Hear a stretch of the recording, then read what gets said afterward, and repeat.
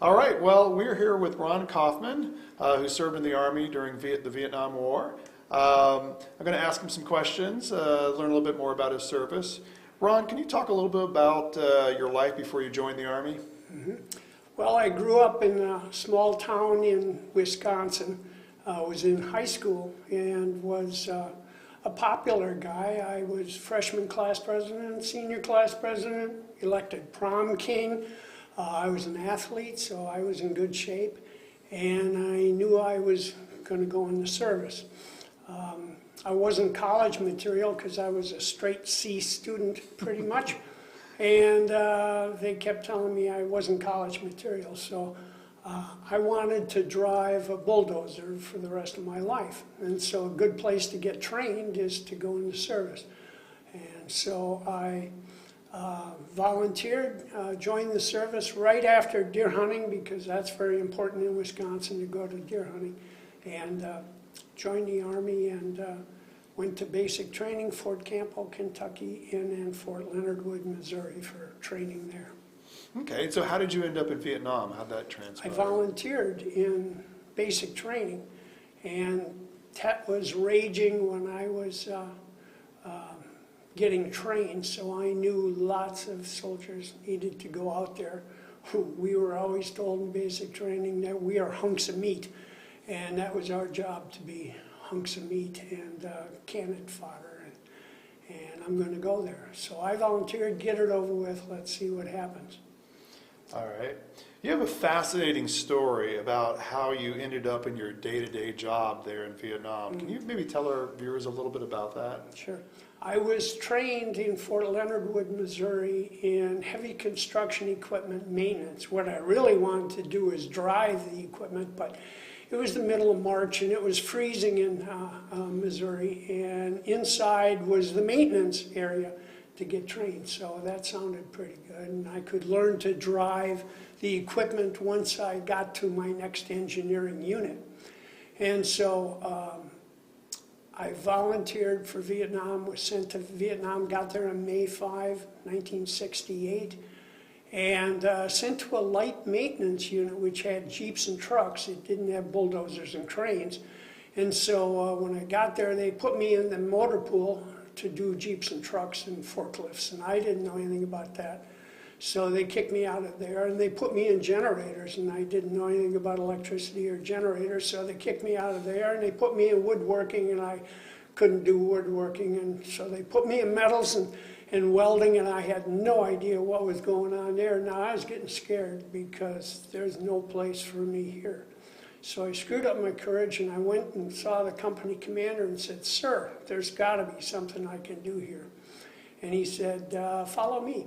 And so he took me in back of like a lean-to building, and in the back of that building was a shot-up 14-foot Boston whaler boat, and laying on the floor of the inside of the building was an outboard motor, 40 horse Johnson with a lower unit all busted up.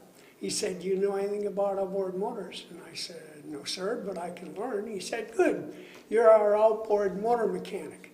Go steal some tools, go make some racks, and just start fixing the outboard motors." Now, I had no idea how these things worked, but I was now an outboard motor mechanic. I figured, how many outboard motors can there be in Vietnam? Not many, I'm sure, and there turned out to be over 1,000. Wow. And because they were used all through the Delta, all the canals and everything. So I had my work cut out for me. All right, and so what did you have to go through to set up your shop and everything? Because you're starting from scratch, basically. Absolutely, and I had an officer who was in charge of me who was wonderful in the sense that he just let me go. He wasn't over me, he didn't order me to do anything, he just said, "Go do it." And I, "Yes, sir." I relied on friends that I made in the service there at the unit who were woodworkers, and they built the rack, and the guys who knew about welding put together a test tank and everything so I could mount an engine on that tank and have water in it and run it without having being on the canal. And so I relied on their expertise. My job really was to figure out how to do the inventory, and keep parts on supply, which engines were, where they came from, where they had to go back to, what was wrong with them, keeping notes on how to fix the outboard motors, and that became invaluable because I had to train people later on. So that was it, and set up a supply route to Vung Tau and make contacts there so that I could get the outboard motor parts from the Navy ships that were out in the harbor. And it was kind of complicated, but it was just a challenge. A one-man show, basically. It was. I was the only one in the Delta for the Army for about a year. So how did you teach yourself how to fix an outboard engine? I had 2 outboard motors that came in, and one had a lower unit that was busted up, and the other one wouldn't start. So I knew this one with a bad lower unit would start, and so I started changing parts. This thing on the side, I have no idea what it does, but I'll take it off and I'll put it on this one, and boy, it's shooting fuel when I'm pulling the handle, and oh, that must be the fuel pump. Well, there's a little diaphragm in there, and figure out how it works. And pretty soon, this one started, and whoa, wow, write that down, I did this. And so it was truly a figure it out as you went. And I started out as a private, and so I had no training in it whatsoever. And so it was an experience. It was scary, challenging, and had to do it. That was my job, and so I had a mission, and I did it to the best of my ability. Okay, so let's say you've got the engine fixed and everything. Yep. How do you test it? What would you do? I mean, obviously you could run it for a little bit there in your shop, but what else did you do? Well, I was right on the shores of the Mekong River, so I could take a deuce and a half and load up a couple of engines and go down to a dock on the Mekong River, put it on a 14-foot boss whaler and go up and down and test it out under real conditions and make sure it actually worked well. And so okay. It was testing there. All right.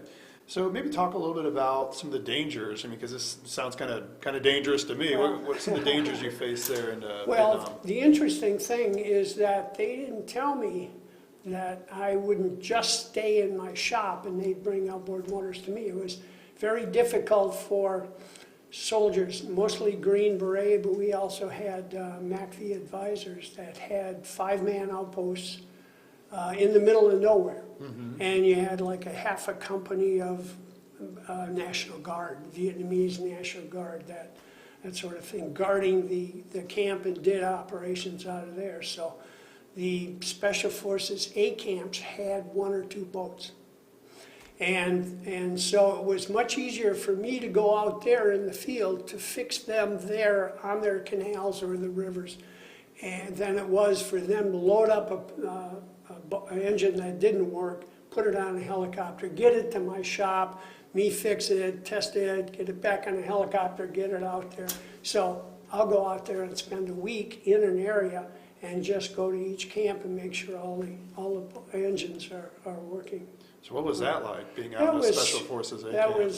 I'll tell you, I can't speak highly enough of the Special Forces guys. They're elite troops. And I started out as a private, not knowing a whole lot, but they treated me with absolute respect and let me do my job, try to figure, at that time in the beginning, how to figure out what was going on.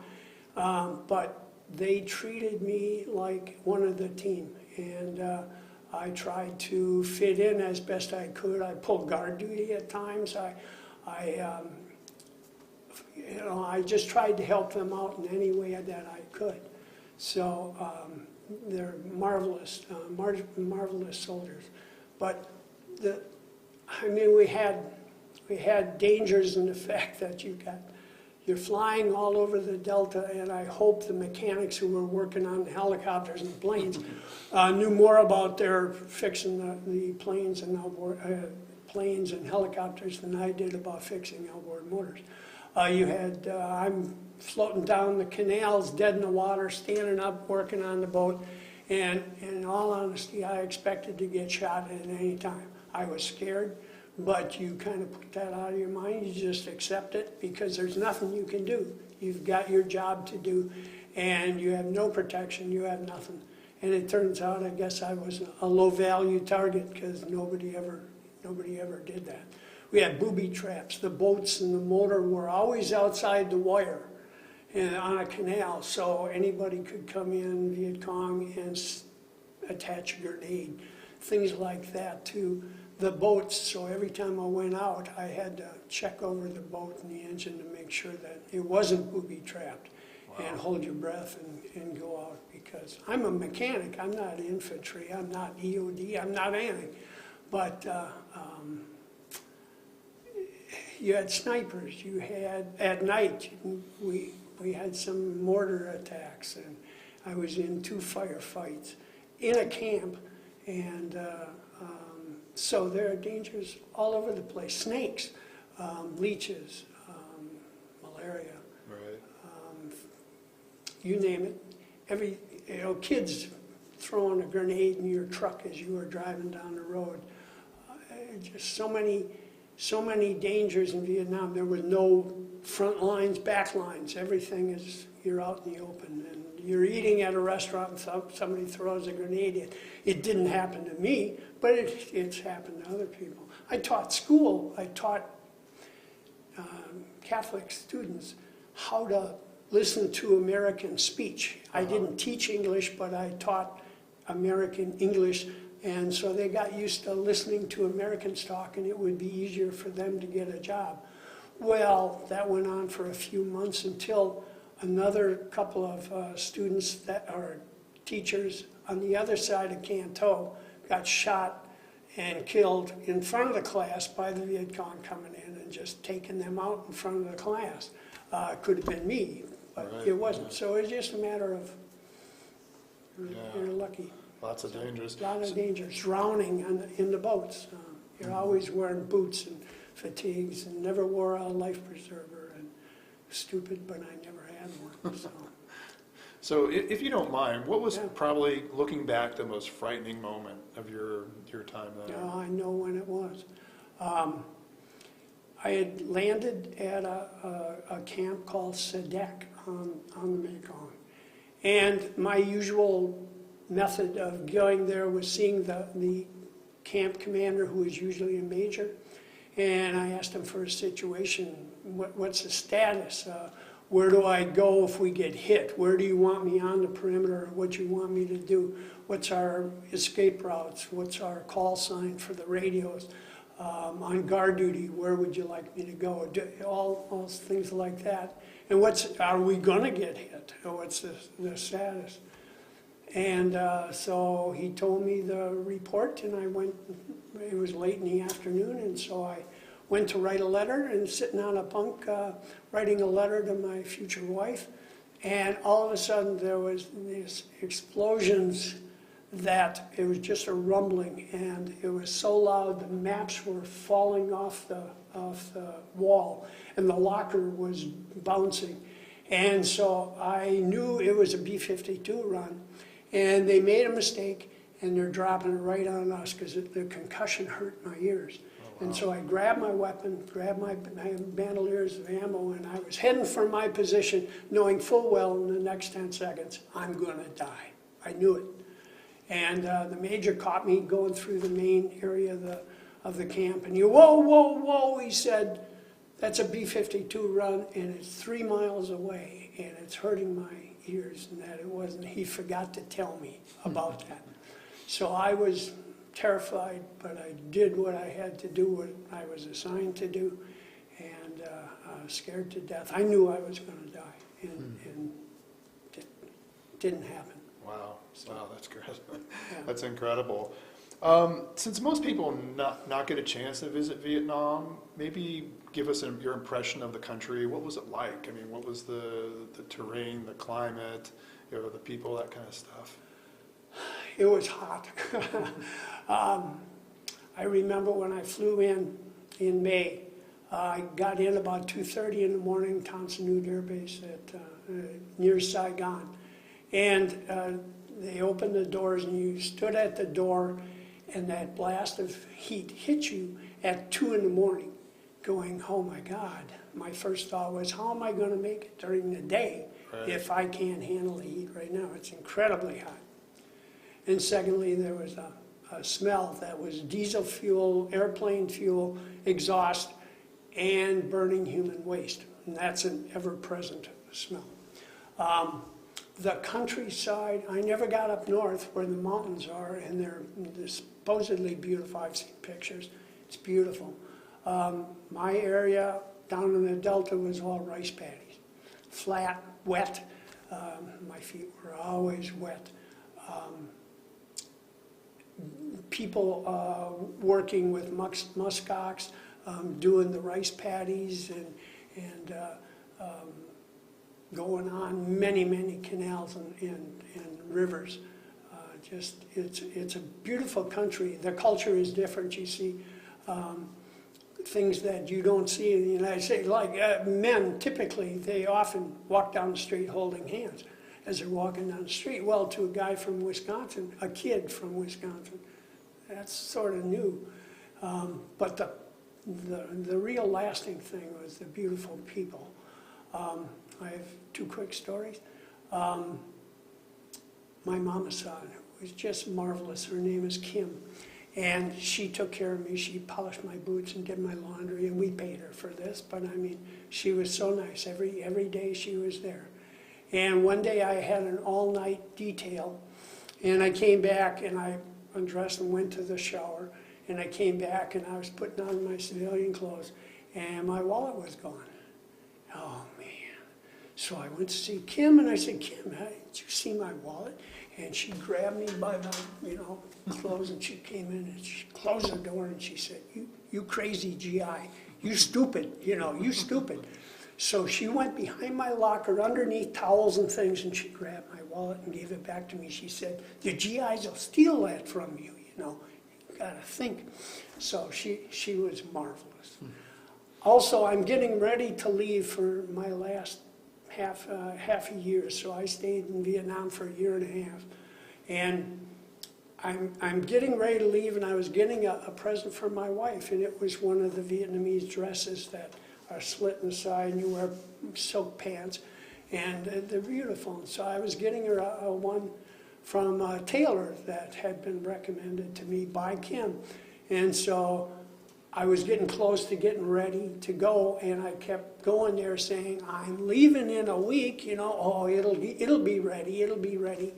The last day, I'm getting on a plane. Next day, I said, I'm going. He said, look, I don't have it done in pidgin English, but I don't have it done, but I'll send it to you. Give me the address. And I said, yeah, all right. Yeah, sure. Well, all that money's gone, and And so I went back home. I got to Wisconsin, and about 2 weeks after I landed, I got a package from Vietnam, and there was the dress and everything just like he said it would be. And yeah, just marvelous people. The ones that weren't trying to kill you, but they're marvelous people. I found it very surprising that you volunteered for a second tour. Could you maybe talk a little bit about how that came about? Right. It wasn't for any great love of being there, because it was difficult. What the Army seemed to be doing when I was coming up on my 365-day tour, and they're very good about that. You leave at 365 days. What they would do is, to some people, they would send them home for 30-day leave and then ship them to Germany for 3 months. And if you had enough time in the service, they'd ship you back to Vietnam for a whole nother year. Maybe a different unit doing something different. I didn't know, and I didn't want to take the chance. I finally figured out how to fix outboard motors by then, by the end of the year, and I was pretty good at it. And so if I had enough time for them to do that to me, so I negotiated with my NCO, my officer in charge, and he promised me, number one, I'd get E5, more pay, and Spec 5 actually in Vietnam, a specialist, 5th class. And secondly, he promised me I wouldn't have to go out in the field anymore. That sounded good to me because that's really where the danger was. So I stayed 13 months for the first tour, went back for 30 days, came back for 5 months, which was one of the hardest things I've ever done in my life, is to come back into a war zone and go through. And I thought everything would be new and again, like it was, wow, this is all so interesting, and I knew everything that was happening and where I was to go and who I was to talk to. And it was, I didn't know how I could make another 5 months, but I did. But that was a toughie. So it was, so I wouldn't get sent back for a whole nother year in another unit doing something else. So you basically bargained 5 months for the year then?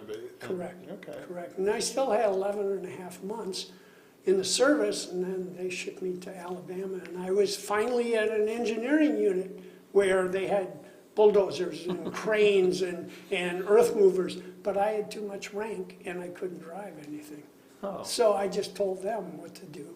And so I never did get trained in the service, and had to change, you know, what I was going to do.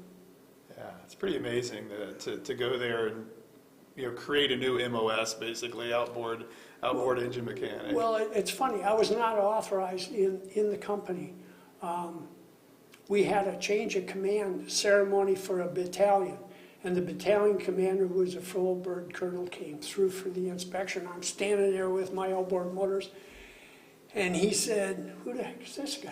And you know, well, it's Spec 5 Coffman. He's our outboard motor mechanic. He said, "Outboard motors aren't authorized in your unit. You're not supposed to have this. I want him gone. I want this section gone by the time I come back and re-inspect next week." So we had to tear down my whole shop, take it off post. I stood in the motor pool for the inspection. After he left, brought it all back, continued to work just like we were, like business as usual. We had a mission. It was needed, and even though it was technically unauthorized, we're going to do it. Right. Whatever it takes to complete the mission. When you look back at your time in the Army, what would you say is the most positive thing you gained from your service in the Army, Ron? I think looking back, the fact that I realized that I think I could go to college, and that I was around people that I thought I was more like, or at least people thought I was more like the people who didn't go to college. And my wife is going to college while I'm in Vietnam and in the service, and she's going to be a high school English teacher. She knew that in the 8th grade. I figured she didn't want to be married to a guy who was driving a bulldozer, and it was sort of good that it didn't work that way, and that I will give college a try. And I remember when I realized this, I was walking out to my car in Alabama saying, you know, I should really give it a try. And the good thing was they had to take me because I was in the service. So it didn't make any difference what my high school grades were or the ACT test scores, which weren't that good. They had to take me, and they could have flunked me out the first quarter, but I did okay. And I graduated, became an environmental scientist. Wow, so it's the confidence boost that it Oh, gave yeah. you. I mean, Yeah. I can't imagine anything more to build a confidence in you, the way you figured out how to repair an outboard motor with never having looked at one before. That was a challenge, and I had to use all my brains, you know, everything that I could utilize, come up with. So how do you think your service in the military changed you? I think it gave me a real love of freedom. You're in the service, and especially if you're in a war zone, you are controlled 365 days a year, 24 hours a day. They have you by the tail. And I didn't like that. I have a love-hate relationship with the military. I absolutely hated my time, for the most part, there, except when I was out in the field dealing with the Special Forces guys. and that mission out there. But I hated the control, and so I'm very cognizant of the fact that we are free right now, and I want to stay free. I never want to go back and have freedom lost at all, ever. And so it made me more patriotic and more forceful in that I want to stay free. And we are the best country right now having freedom. Well, I certainly appreciate all your service you gave to us, and defending our freedom. And thank you for your service, Ron. Thank you very much. Appreciate it. I'd like to thank Ron Coffman for letting me interview him and taking the time to tell us about his service in Vietnam. Thanks, Ron, and thank you to all veterans out there for defending our country.